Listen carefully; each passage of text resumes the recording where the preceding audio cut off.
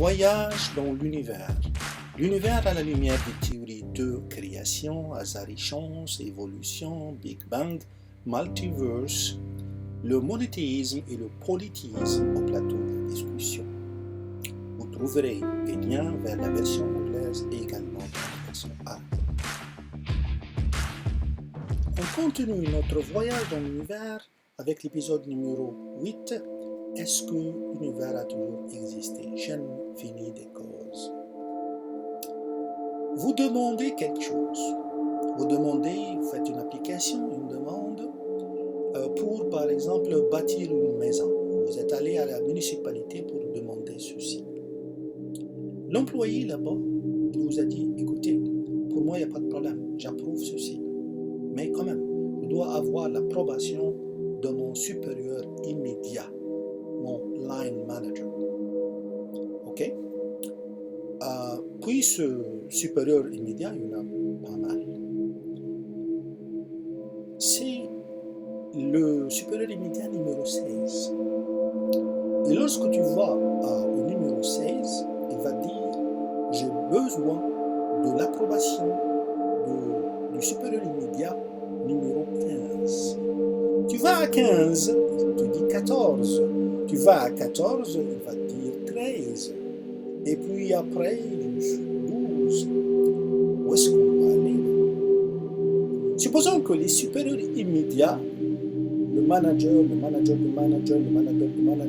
etc., ça va jusqu'à l'infini. Est-ce que tu vas voir la permission pour construire une maison? Est-ce que l'autorisation de bâtir une maison va voir le jour? Impossible.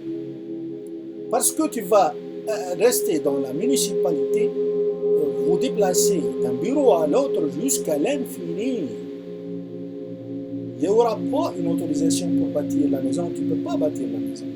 Alors le 12 va dire 11, 11 va dire 10, va dire 9, va dire 8, va dire 7, 6, 5, 4, 3, 2, 1. Il y en a un 1. Ce 1-là, ce boss numéro 1, ce supérieur numéro 1, n'a pas de supérieur. Il est le boss de tout le monde. Et lorsqu'il signe, tout le reste va approuver. S'il n'y a pas cette cause numéro 1, ce supérieur numéro 1, ce boss numéro 1, cette force qui n'a pas besoin d'une autre force, au-delà d'elle, si la cause numéro 1 existe, vous allez avoir votre autorisation pour bâtir la maison. Mais si ça va aller à l'infini, vous n'allez jamais là. L'univers, est-ce qu'il est là? Il est devant nous. Ah bon? Donc si on retourne dans les causes de cet univers-là, on doit s'arrêter à une cause numéro 1. Ça c'est sûr. Me dire que l'univers a toujours existé, ça ne marche pas. Parce que l'univers, on le voit. Alors, on doit avoir une cause numéro 1 parce que l'univers existe. Chaque effet a besoin d'une cause numéro 1. Si le nombre de gestionnaires est infini, la demande ne sera jamais traitée. Il y a un gestionnaire qui n'a pas de supérieur immédiat. Il y a une cause qui n'a aucune cause, c'est la cause numéro 1.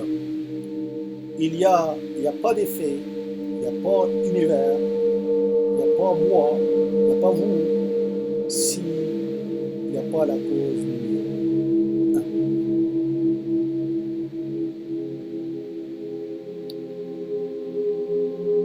Richard Dawkins dit que même si nous permettons au luxe douteux de faire croire arbitrairement à un terminateur de cause numéro 1, une régression infinie et de lui donner un nom, tout simplement parce que nous en avons besoin, il n'y a absolument aucune raison de doter ce terminateur des propriétés normales attribuées.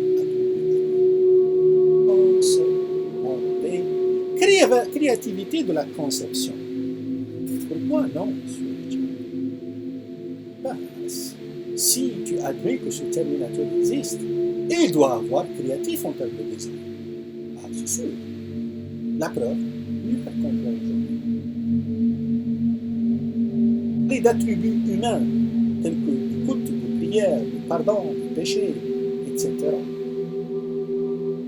Pourquoi pas? Où est le problème? Ce créateur, c'est un créateur sensé, c'est un créateur raisonnable. Ce n'est pas une vache, ce n'est pas un morceau de bois. Il est doté de potentiel intellectuel. L'être humain, il est doté de ce potentiel-là. Le créateur aussi. Le créateur a un plan, a un but. Il a bien conçu les choses. Donc, c'est un sage qui a créé un sage, qui est l'être humain. Est-ce que ce sage-là, qui est créé, doit se reporter, doit se référer au sage qu'il a créé? Bien, certainement. Est-ce qu'il doit suivre son plan? Bien sûr. Un sage, il a créé un sage. Et bien sûr, le sage créé doit suivre le plan du sage créateur. Alors, où est le problème? On ne le voit pas.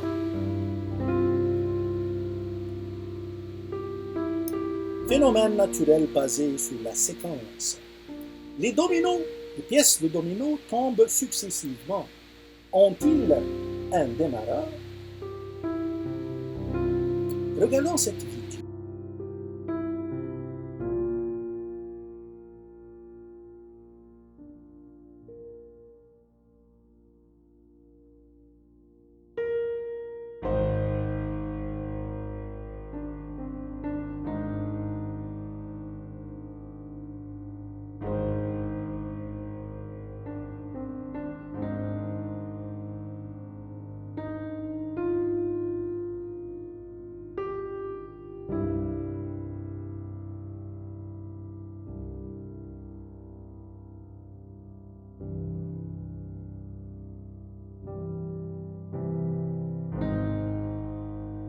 Alors il y a une force externe qui a poussé le premier morceau.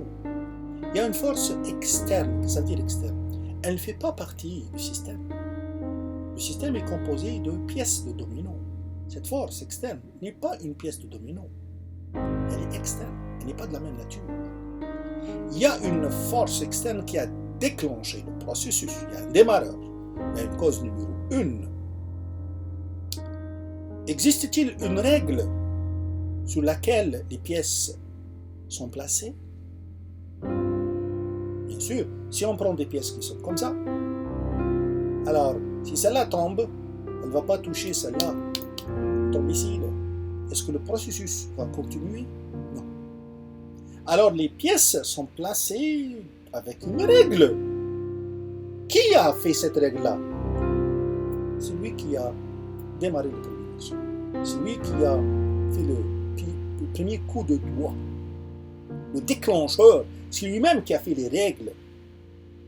Le déclencheur du Big Bang, c'est lui-même qui a créé les règles de l'univers, telles que le principe de la loi de gravité, telles que le principe de causalité, telles que le principe de la partie est plus petite que l'ensemble, etc. C'est la force externe. Est-ce que la force externe a été créée?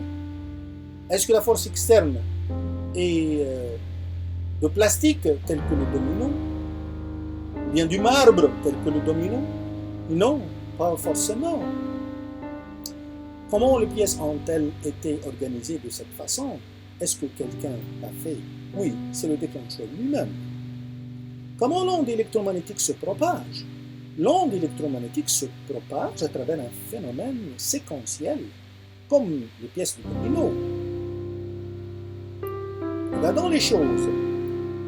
L'onde électromagnétique se propage selon des équations Maxwell. Qu'est-ce qu'ils disent? Qu'est-ce qu'elles disent, les équations? Que le rotationnel de E égale à la dérivée par rapport au temps de epsilon qui multiplie H. On va dire en français, pas mathématiquement. Le rotationnel de E, c'est-à-dire le champ électrique lorsqu'il est tournant, égal, c'est-à-dire produit un champ H qui a une dérivée par rapport au temps qui n'est pas zéro, donc un champ H variable. Donc je répète, le champ électrique tournant produit un champ magnétique variable.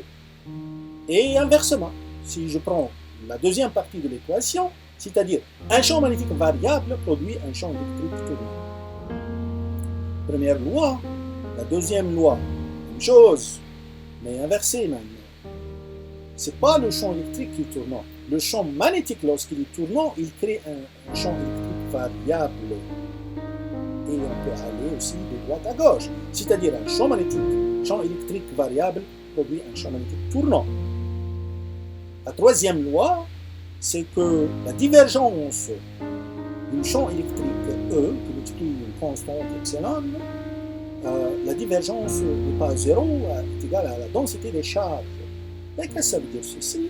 Ça veut dire que le champ E, il diverge, il est radial, ça vient du centre, il va aller dans toutes les directions de façon radiale à travers le rayon, si vous voulez. Si on prend par exemple un proton, tel qu'on le voit dans la figure, ce proton-là, il crée un champ qui est radial. Un électron aussi, radial.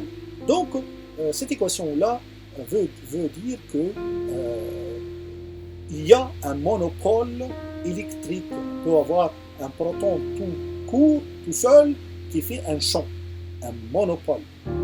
Est-ce qu'il y a un monopôle magnétique? Non. Il n'y a pas. La divergence.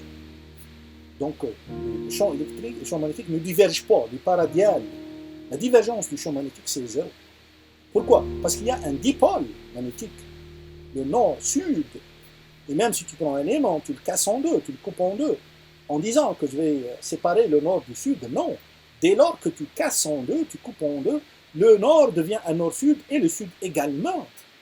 Ça marche avec un dipôle. Et donc, le champ électrique est toujours tournant du nord vers le sud et non pas radial tel que le champ produit par un proton. Très bien. Selon les équations de Maxwell, en fait, les deux premières équations, ce sont eux qui font la propagation. En fait, le champ électrique, lorsqu'il est tournant, il va créer un champ magnétique variable. Et ce champ magnétique variable, s'il est aussi tournant, il va créer un champ électrique E. E crée H, H crée E crée H, H crée E, etc. Et ça marche comme ça, c'est ça la propagation.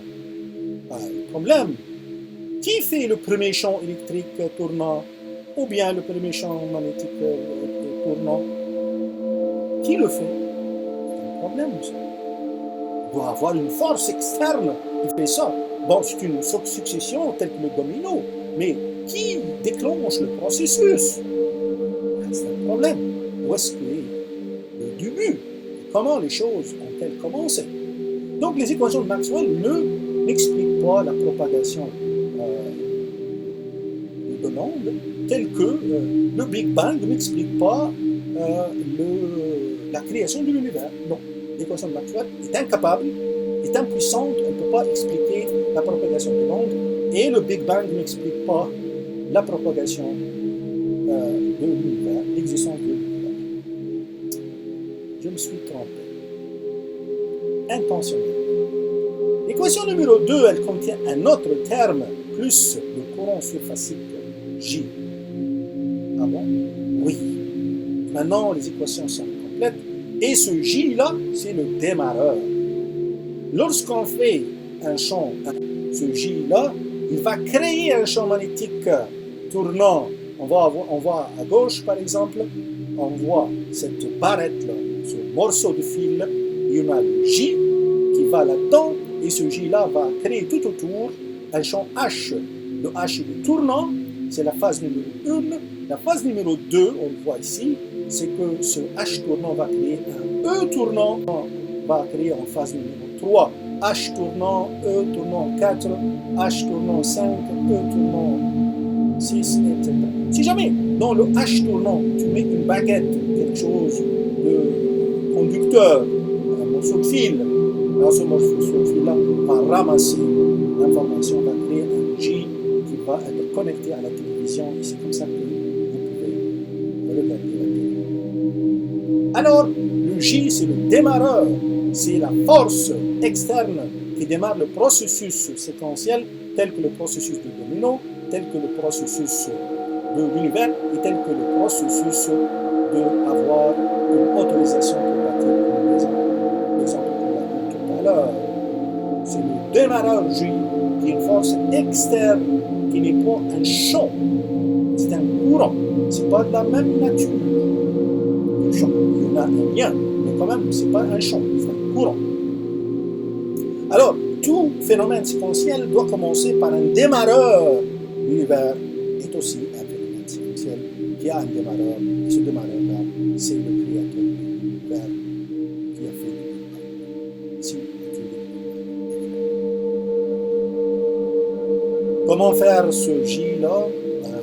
Il faut une source électrique, et là, on a deux baguettes qui font un champ E. Ce champ E-là, c'est pas bon. Peut-être comme ça, c'est mieux. Ouais, c'est mieux. Encore ça. On appelle ça une antenne dipôle.